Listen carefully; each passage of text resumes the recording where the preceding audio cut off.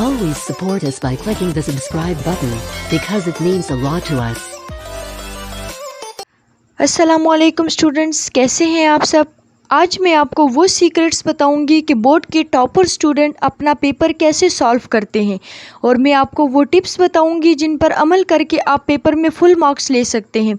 क्योंकि कुछ स्टूडेंट्स ऐसे होते हैं जो सब कुछ याद तो कर लेते हैं, फुल बुक उनकी फिंगर टिप्स पे होती है, मगर मार्क्स नहीं ले पाते। तो इसकी क्या वजह है और क्या गलतियां वो करते हैं जिनकी वजह से वो मार्क्स नहीं ले सकते, अच्छे मार्क्स नहीं ले सकते।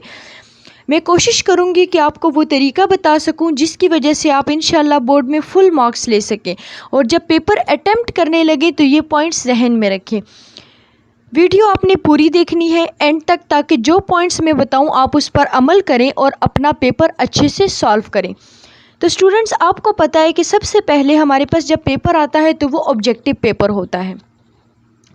तो ऑब्जेक्टिव के लिए आपने ये चीज़ पेपर से पहले भी जहन में रखनी है कि ऑब्जेक्टिव के लिए अगर आपके पास मिसाल के तौर पर बायो की बुक है तो बायो के एक्सरसाइज के जो एमसीक्यूज़ हैं, क्योंकि आपको पता है कि ऑब्जेक्टिव में सिर्फ एमसीक्यूज़ होते हैं, तो बायो की एक्सरसाइज के जो एमसीक्यूज़ हैं सारे चैप्टर्स की, जैसे 9 चैप्टर्स हैं तो 9 चैप्टर के एक्सरसाइज के एमसीक्यूज़ आपने पहले से याद किए हुए हों।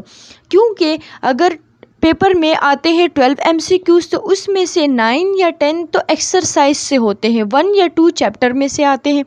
तो कम से कम आपने एक्सरसाइज के एमसीक्यूज़ अच्छे से करने हैं और आपने ऑप्शंस को गौर से पढ़ना है, उसके टॉपिक को जहन में रखकर। क्योंकि अगर कोई एमसीक्यूज़ ऐसा है जो टॉपिक में से आया है, एक्सरसाइज से नहीं है, तो आप उससे जो रेलिवेंट टॉपिक है उसको जहन में रखें और उस पर टिक करें। और सब्जेक्टिव पेपर के लिए सबसे पहले जो पेपर में मार्कर यूज़ करना है, जैसे कि अगर आप यूज़ करें ब्लू मार्कर यूज़ कर लें, आप ब्लैक पॉइंटर यूज़ कर लें एंड ब्लू पॉइंटर यूज़ कर लें। ब्लू मार्कर जो है उससे आपने हेडिंग्स देनी है, ठीक है, कि जो हेडिंग्स हैं वो आपने ब्लू मार्कर से सही प्रोमिनेंट करके अच्छी सी देनी है। और हर सवाल के जवाब में हेडिंग्स लाजमी लिखनी है। और एक अहम बात ये कि आपने हर सवाल के जवाब में आपकी ये हेडिंग्स होनी चाहिए, जैसे कि हैं डेफिनेशन, उसके बाद अगर डेरिवेशन है तो आपने डेरिवेशन की हेडिंग देनी है, ठीक है। और अगर डेरिवेशन नहीं है तो उसके बाद एक्सप्लेनेशन की हेडिंग। अगर क्वेश्चन से रेलिवेंट आपके माइंड में कोई डायग्राम है तो आप डायग्राम की हेडिंग दें, अगर कोई इक्वेशन है तो आप इक्वेशन की हेडिंग दें, ग्राफ है क्वेश्चन से रिलेटेड तो आप ग्राफ की हेडिंग दें। और इस तरह आपने हर क्वेश्चन जो है तो वो सॉल्व करना है कि definition, explanation, diagram, equation and graph. अब आते हैं सब्जेक्टिव पार्ट पर कि सब्जेक्टिव पार्ट के लिए सबसे पहले आपने ये करना है कि आपने पेपर को एक दफ़ा गौर से पढ़ना है, ठीक है। आपने पूरा पेपर पढ़ लिया। आपको पता है कि पेपर में बायो, केमिस्ट्री, फिज़िक्स के पेपर में मोस्टली ये होता है कि 2 सेक्शंस होते हैं, मतलब ए सेक्शन तो ऑब्जेक्टिव था, आपने सॉल्व करके दे दिया, ठीक है। जब सब्जेक्टिव पे हम आए तो हमारे पास 2 सेक्शंस आते हैं, या 3 section, sorry, B, C and D. तो अगर सेक्शन बी है उसमें से आपके पास हैं 8 क्वेश्चंस हैं, आपने 6 सॉल्व करने हैं, ठीक है। फिर आपके पास आता है अगर सेक्शन सी है उसमें से 7 क्वेश्चंस हैं, आपने 5 करने हैं, ठीक है। और सेक्शन डी में से 3 क्वेश्चंस होंगे, आपने 2 अटैम्प्ट करने हैं। अगर 10th क्लास के लिए हम बात करें तो उनके लिए पार्ट बी और सी होता है जस्ट, और पार्ट बी में हमारे पास 11 क्वेश्चंस अटैम्प्ट करने होते हैं और पार्ट सी में 2 क्वेश्चंस अटैम्प्ट करने होते हैं लॉन्ग। तो जब ये आपने सब्जेक्टिव पेपर देख लिया, उसको एक दफ़ा अच्छे से रीड करें और उसके लिए अपने माइंड में एक मैप बनाएं और उस माइंड मैप को आप फॉलो करें। और माइंड मैप इस तरह आपने बनाना है कि आपको ये पता हो कि आपने कौन सा क्वेश्चन पहले अटैम्प्ट करना है, ठीक है। कि जैसे अगर सेक्शन बी में से आपने 11 क्वेश्चंस कर रहे हैं, ठीक है, तो आप ये देखिए कौन सा क्वेश्चन आपको सबसे अच्छा आता है, वो आपने सबसे पहले करना है।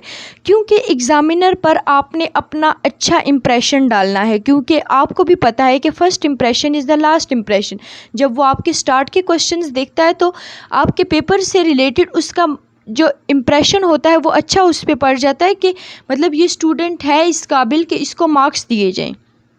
और अच्छा इम्प्रेशन डालने के लिए सबसे अच्छा तरीका एक ये भी है कि आप अपने, जैसे मैंने पहले भी बताया, आप अपने पेपर में मार्कर का इस्तेमाल करें। नंबर 2 रूल हमारे पास ये है कि आपने टू द पॉइंट आंसर लिखना है।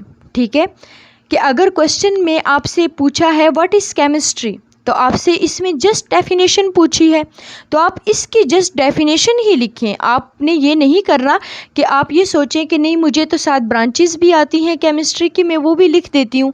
तो ठीक है, क्योंकि 2-3 मार्क्स का क्वेश्चन होता है तो आपने उसी से ही रेलिवेंट उसका आंसर लिखना है, क्योंकि एग्ज़ामिनर जो है वो पढ़ा लिखा इंसान होता है, उसने भी तो क्वेश्चन पढ़ के ही टिक करना होता है। तो आप ये करें कि आप सिर्फ रेलिवेंट आंसर लिखें, टू द पॉइंट, जो आपसे पूछा जा रहा है आपने सिर्फ वो लिखना है। अगर आपसे डेफिनेशन पूछी जा रही है तो आपने डेफिनेशन लिखनी है, अगर आपसे साथ में एक्सप्लेनेशन पूछी जा रही है तो आपने साथ वो लिखनी है। ये नहीं करना कि ख़ुद से ही आप लिखते जाएं और डेफिनेशन में आप ब्रांचेस भी लिख दें, आप एक्सप्लेनेशन भी लिख दें, तो उससे आपको मार्क्स तो नहीं मिलेंगे, लेकिन क्या होगा कि एग्ज़ामिनर पर आपका इम्प्रेशन नेगेटिव पड़ेगा। ठीक है, और इससे आपका टाइम भी वेस्ट हो सकता है।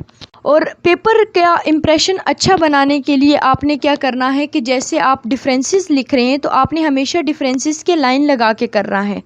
ठीक है, कि जैसे आप मल्टी सेलुलर और यूनिसेलुलर के दरमियान में डिफरेंस लिख रहे हैं तो आपने हमेशा दोनों में एक साइड पर आपने लिखना है यूनिसेलुलर ऑर्गेनिजम्स, दूसरी साइड पर लिखना है मल्टी सेलुलर ऑर्गेनिजम्स।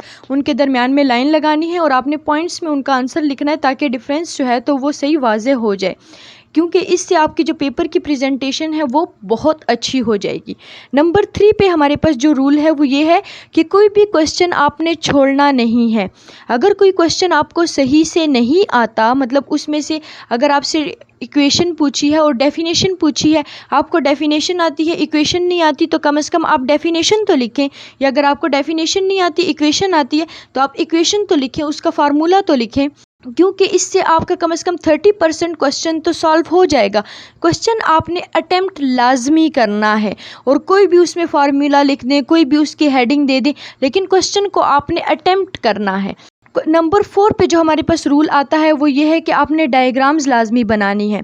हर क्वेश्चन के साथ डायग्राम मस्ट बनानी है आपने, इससे पेपर की प्रेजेंटेशन 100% अच्छी हो जाती है।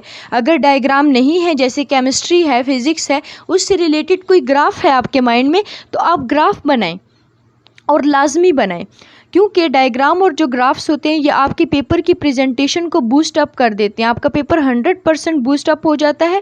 और अगर केमिस्ट्री का पेपर है तो आप लाजमी इक्वेशंस लिखें, जैसे कि अगर आपके पास चार्ल्स लॉ की डेफिनेशन आती है तो साथ आप उसकी डेरिवेशन भी लिखें। ठीक है, ताकि आपसे, क्योंकि जब एक चीज़ पूछी जा रही है आप उसका प्रूफ भी दें। नंबर 5 पे रूल है वो आपके पास ये है कि आपने क्वेश्चंस को सीक्वेंस में लिखना है, कि हर क्वेश्चन को सीक्वेंस से अटेम्प्ट करना है। अगर सेक्शन बी का क्वेश्चन है तो आपने सेक्शन बी में ही लिखना है। ये नहीं करना कि आप कंफ्यूज हो जाएं पेपर में और आप सेक्शन बी के 1-2 क्वेश्चन छोड़ दें और वो सेक्शन सी के लास्ट में लिख दें। इससे आपकी पेपर की जो प्रेजेंटेशन है तो वो बहुत ज़्यादा डाउन हो जाती है। आपने पेपर में कंफ्यूज नहीं होना, आपने हर क्वेश्चन जो है उसके सीक्वेंस के अकॉर्डिंग अटेम्प्ट करना है, और आपने स्टूडेंट्स इन 5 स्टेप्स पर लाजमी अमल करना है।